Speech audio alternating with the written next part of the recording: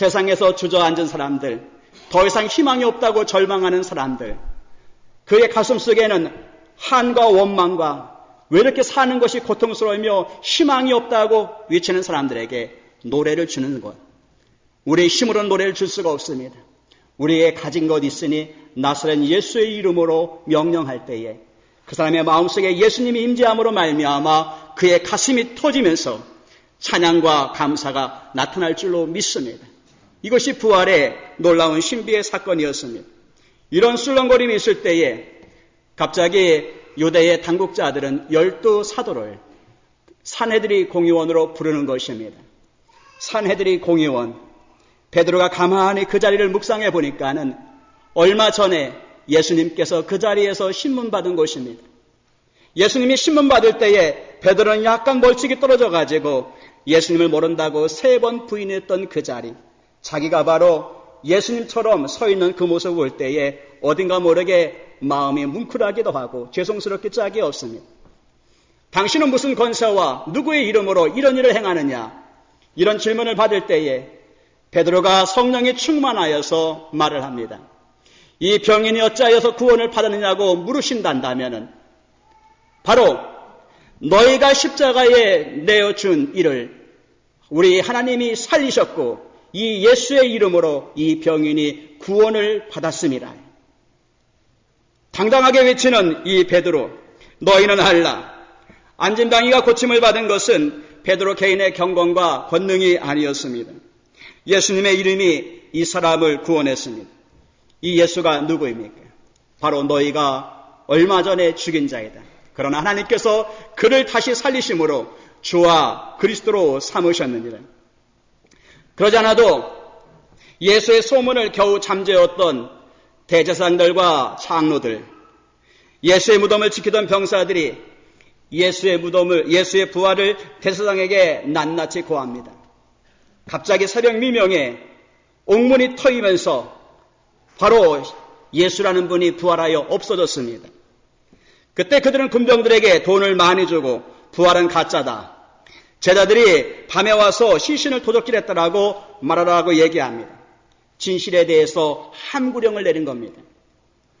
천안호에 대해서 뭔가 진실이 있을 것 같은데 우리 한국 국민들이 여기에 고개를 갸우뚱하고 있습니다. 임금님 귀는 당나귀 귀라고 사방에서 외칠 것 같은데 입을 꽉 막는 그런 상황 속에 당국자들은 계속해서 예수는 저주받은 자라고 외쳤습니다. 여기에 크게 감동을 받은 사울도 예수는 저주받은 자라고 생각을 했습니다. 십자가에 나무에 달린 자는 저주받은 자다. 예수는 나무에 달렸다. 그러므로 예수는 저주받은 자이기 때문에 예수를 따르는 자는 연병에 걸린 사람이다 하여서 믿는 사람을 다 잡아들이려고 했습니다. 그런데 예수가 사셨다는 겁니다. 안식 후 첫날 새벽 미명에 무덤에 다녀온 막달라 마리아는 예수님이 다시 사셨다는 것들을 제자에게 알렸습니다. 그런데 제자들은 이 말이 허탄한 듯 보여서 믿지 않았습니다. 예수님의 제자 가운데 도마도 자기가 직접 예수님의 못자국과 발자국에 손을 넣어보지 않고서는 믿을 수 없다고 고개를 설레설레 흔들었습니다. 그런데 우리 예수님이 그 소리를 들으셨는지 도마에게 오셨습니다. 그리고 도마에게 말씀합니다. 도마야, 믿음이 없는 자가 아니라 믿는 자가 되라. 믿음이 없는 자가 아니라 믿는 자가 되라. 아무리 위대한 사건과 분명한 사건이 있다 할지라도 내 마음을 꽉 닫아버리면 믿음이 들어가지 않습니다. 내 마음을 열 때에 성령님이 오셔서 조명해 주셔서 예수의 부활이 나의 부활이 되고 예수의 생명이 여러분의 생명이 되는 줄로 믿습니다. 어느 날 연예인 교회에서 성경 공부를 하는데 주제가 예수님의 동정녀 탄생이었답니다. 막 교회에 나온 젊은 연예인이 목사님에게 따졌습니다. 어떻게 처녀가 아기를 낳을 수 있습니까? 목사님은 설명을 이렇게 해드리고 그 사람은 끝까지 부인했습니다. 목사님이 그럼 넘어가고 다음에 한번 하자 했는데 이분이 얘기합니다. 목사님, 마태복음 1장에서 걸리는데 어떻게 2장이 넘어갈 수 있습니까? 거기에 끝장을 보려는 듯이 매달리고 있었습니다. 그런데 뒤에서 그 연예인의 태도를 못마땅해 여긴 한 분이 있었습니다. 그분이 이렇게 소리쳤습니다.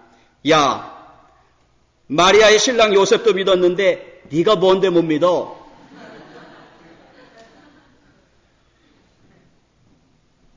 성경 공부가 아주 재밌었습니다. 이제 세월이 흘러서 예수님의 탄생, 사역, 십자가 그리고 부활에 이르렀습니다. 목사님이 다시 공부하는 사람들에게 질문했습니다. 부활하신 예수님께서 제자들 앞에 나타나 맨 처음 하신 말씀이 무슨 말씀이죠? 모두가 침묵하고 있었습니다. 앞에 멋지게 대답했던 분이 코미디언 구봉서라고 합니다. 구봉서가 일어나더니 유령처럼 손을 이리저리 휘저으면서 얘들아 너희들 내 몸 보이니? 성경 공부가 더 재밌었다가 부활이 없다 한다면 우리의 믿음이 헛것이고 예수님의 부활이 우리의 생명이 되시며 우리 신앙의 출발이 되시고 완성이 됨을 믿습니다. 예수의 부활은 제자들에게 담대함을 주었습니다. 대제사장의 위협 앞에서 그들은 당당했습니다. 전에는 숨어 지내는 자였습니다. 나의 구속자가 살아계시니 나의 주님이 살아계시니 내가 사망의 음침한 골짜기를 다닐지라도 해를 두려워하지 아니할 것은 주께서 나와 함께 하십니다. 부활하신 예수님은 부활하실 뿐만 아니라 주의 영으로 오늘 우리와 함께 계십니다. 우리와 함께 계시는 그리스도 성령께서 계시는데 우리가 어찌 예수님이 다시 사시지 않았다고 말할 수 있겠습니까? 그러므로 예수님의 사심을 믿으시면서 담대한 마음으로 어느 상황 속에서도 용기를 갖고 믿음으로 승리해 나가는 여러분 되시기를 간절히 축원합니다. 보스턴 교회 골든 코넬 신학대학원이 있습니다. 이 대학원이 어떻게 형성됐는가라는 이야기를 제가 글을 보았는데 전쟁 중에 러셀 코넬 대령은 자신의 주의도를 놓고서 후퇴했다고 합니다. 이것은 장군으로서 수치스러운 행동이었습니다. 그래서 자기의 소년 링에게 적진에 가서 자기의 칼을 가져오라고 명령을 내렸습니다. 링은 적진 속으로 뛰어들어갔습니다. 그리고 칼을 빼어들어가지고 돌아오는 도중에 총에 맞았습니다. 아마도 심한 중상에 걸렸던 것 같습니다. 칼을 코넬 장군에게 드리면서 그는 이렇게 외쳤다고 합니다.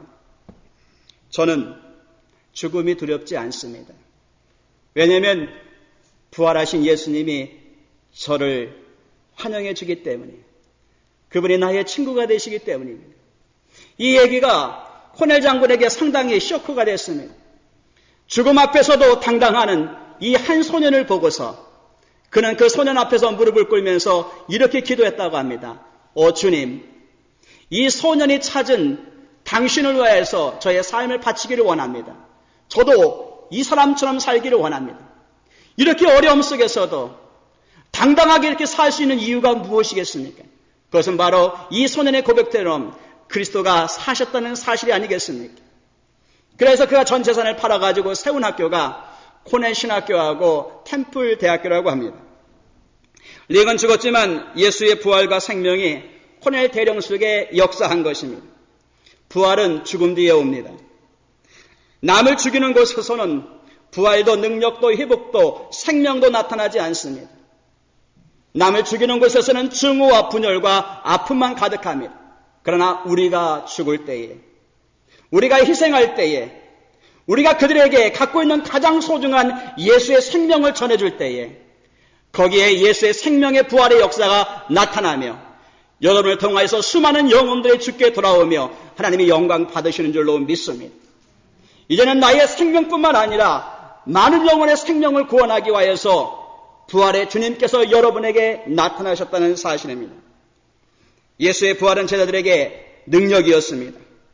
안전뱅이에게 외친 이름은 부활하신 나사렛 예수 그리스도의 이름입니다. 지금도 이 이름 때문에 이 이름으로 얼마나 많은 일들이 나타나는지 모릅니다.